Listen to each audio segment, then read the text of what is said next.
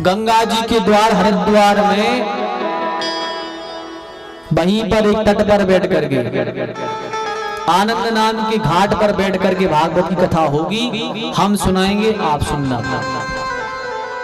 नारद जी सुनने बैठ गए, सनकादिक सुनाने बैठ गए। जैसे ही भागवत की कथा प्रारंभ भई, जैसे ही महिमा का गान हुआ,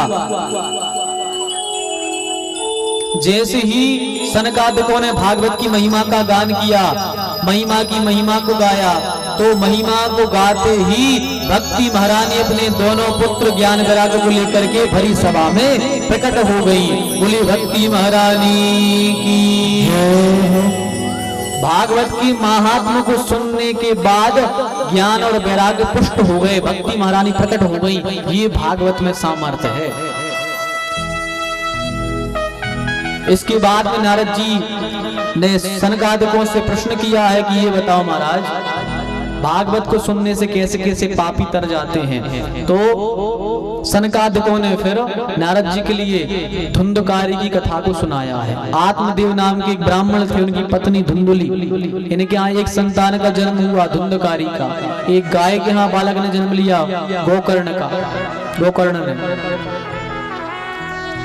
धुंधकारी बड़ा खल था, शराब पिए, जुआ खेले, नाना प्रकार की व्यसन करे, माता पिता को मारने लगा, गाली देने लगा। आत्मदेव जी घर छोड़ करके चले गए। धुंधुली बची, धुंधुली ने प्राण त्याग दिए। गोकर्ण जी पढ़ने के लिए चले गए बनारस काशी। धुंधकारी 5-5 वेश्याओं को लेकर के घर में आ गया। अब तो चोरी करता है, डकैती करता है। एक दिन उन्हीं 5 वेश्याओं ने मिलकर के धुंधकारी को मार दिया। गोकर्ण जी को पता लगा, उन्होंने सारे तीर्थों में पिंडदान किए, पर धुंधकारी का मोक्ष नहीं हुआ। गांव में आए, गांव में आकर के भागवती कथा सुनाई, तो धुंधकारी एक ही कथा में सुन करके सीधा भगवान के धाम को चला गया। ये भगवान की कथा है।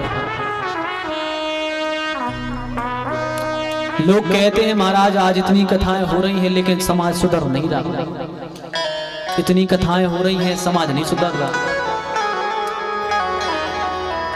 तो हमने पहले भी कहा था कि केवल व्यास की क्वालिफिकेशन को जज मत कीजिए, श्रोता की भी एक क्वालिफिकेशन होनी चाहिए।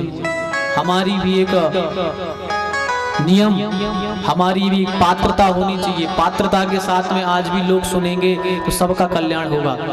धुंधकारी केवल विमान में बैठ के गया, 1000 लोग बैठे थे, किसी एक विमान आया केवल धुंधकारी के लिए, सब बैठे रहे, किसी को विमान नहीं ले गया।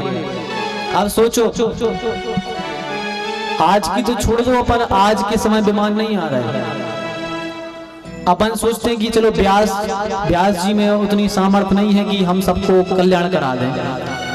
तो गोकर्ण जी में तो सामर्थ्य थी कल्याण कराने की। उनने कथा सुनाई, 1000 लोगों ने कथा सुनी थी, केवल धुंधकारी बसता रहा था। क्यों?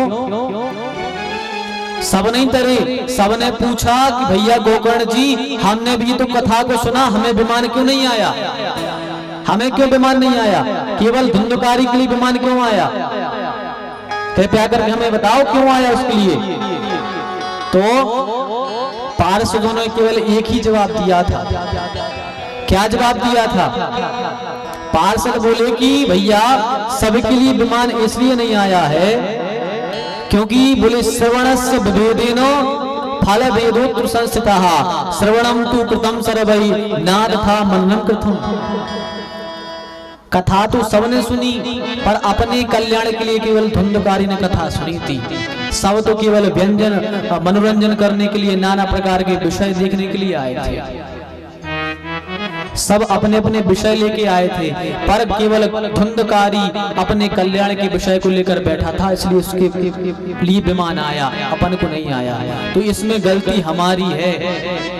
हम संकल्प गलत लेकर बैठते हैं। धुंधकारी ने अपने कल्याण के लिए संकल्प लिया और बैठा कथा सुनने, उसका कल्याण हो गया। श्रवणस्य विभेदेनो, इसलिए श्रवण में भेद नहीं होना चाहिए, केवल कल्याण के लिए कथा सुनो अपने।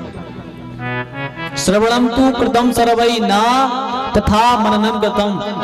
अपन कैसी करते हैं? केवल कथा सुनते हैं, ना मनन करते हैं, ना चिंतन करते हैं, ना उसका अनुसरण करते हैं। ये कुछ नहीं करते, बल्कि श्रोता कैसा होता है पता है? आप सबने गैया को देखा होगा, गैया बैठ के जब रात में दिन भर चर के आती है और रात में बैठ के जुगाली करती है। गैया रात में क्या करती है? जुगाली, मुंह चलाती है, जो खा लिया वो निकालती है वापस मुंह में, फिर चबाती है, फिर खा लेती है। ये गैया के अंदर सामर्थ होती है। तो हम सबको भी क्या करना है? गैया के जैसे ही जुगाली करनी है। कथा हमने सुन ली, यहाँ सुनने के बाद में रात में जब घर जाओ तो रात में बैठ के जुगाली करो, मन में सोचो आज क्या कथा सुन के आए, भगवान ने कैसे कल्याण किसका किया, भगवान के नाम से क्या होता है, सब सुनो, मन में जुगाली करो, बार बार कथाओं को रिपीट करो, मन में जुगाली करो, जब जाके कल्याण होगा। तो इतने लोग बैठे रहे पर किसी को बीमार नहीं आया। अब बताओ, गोकर्ण जैसे विद्वान कथा करने वाले थे, फिर भी सबको बीमार नहीं आया। क्यों? क्योंकि श्रवणस्य विभेदेन, सबने सुनने में भेद कर दिया। और तथा श्रवणम तु कृतम सर्वै न तथा मननम कृतम, किसी ने मनन नहीं किया, सब ऐसे ही सुनते रहे। इसलिए कथा को सुनो तो मनन करो, चिंतन करो और उसका अनुसरण करो, तब जाकर ये कथा जो है आपको लाभ प्राप्त करा सकती है। इन्हीं शब्दों के साथ में अपनी वाणी को विराम देते हैं। आज समय भी काफी हो चुका है, कल से ठीक 1 से 4 बजे तक कथा का समय रहेगा। आप सब बड़े भाव से आए और ठाकुर जी कथा को श्रवण करने पधारे। 1 बजे से 4 बजे तक कथा का समय रहेगा। आपको हमने कथा में भी बताया था हनुमान जी के चरित्र में कि हनुमान जी सबसे पहले आते हैं और सबसे बाद में जाते हैं। तो ये ध्यान रखना है हमें कि हनुमान जी यहाँ आ जाएं और फिर अपन लेट ना आ पाए, है ना, क्योंकि उसका दोष लगेगा, फिर आपको भी लगेगा, हमें भी लगेगा। इसलिए समय जो रखा है उसी समय पर कथा चालू हो और उसी समय पर कथा का विराम हो जाए, ये विशेष ध्यान रखिएगा।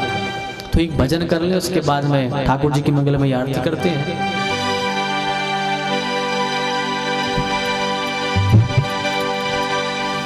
मेरे बाके बिहारी सवरिया, तेरा जलवा कहाँ पर नहीं है। मेरे बाके बिहारी सवरिया, तेरा जलवा कहाँ पर नहीं है।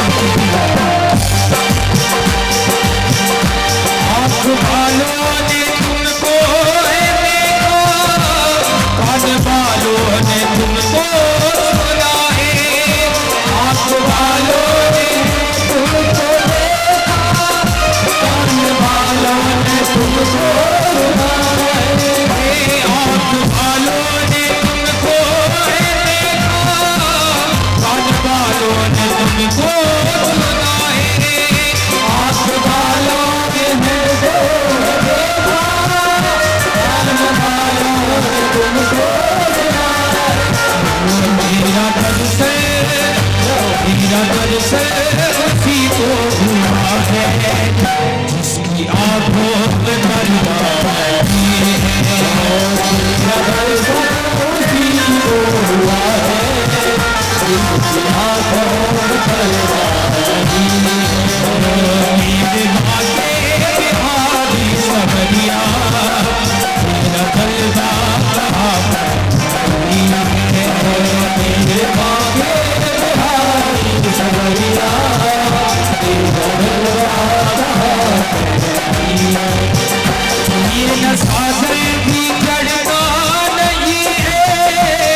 चढ़ जाए उतरता नहीं है।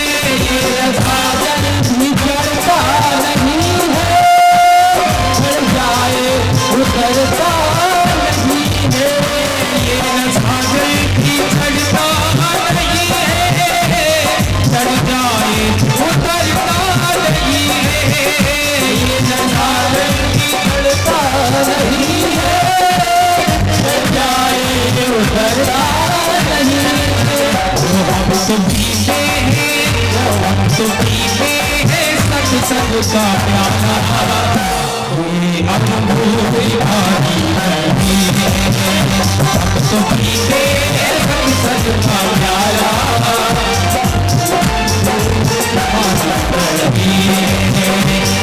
ये बाके बिहारी सबरिया, तेरा जलवा कहाँ पर नहीं है, ये बाके बिहारी सबरिया, तेरा जलवा कहाँ पर नहीं है, वो मेरे बाके बिहारी सबरिया, तेरा जलवा कहाँ पर नहीं है, ओ मेरा बिहारी सबरिया, तेरा जलवा कहाँ पर नहीं है, ये बाके बाके बाके बाके बाके, ये बाके बिहारी सबरिया, तेरा जलवा कहाँ पर नहीं है, ये बाके बिहारी सबरिया, तेरा जलवा कहाँ पर नहीं है, तेरा जलवा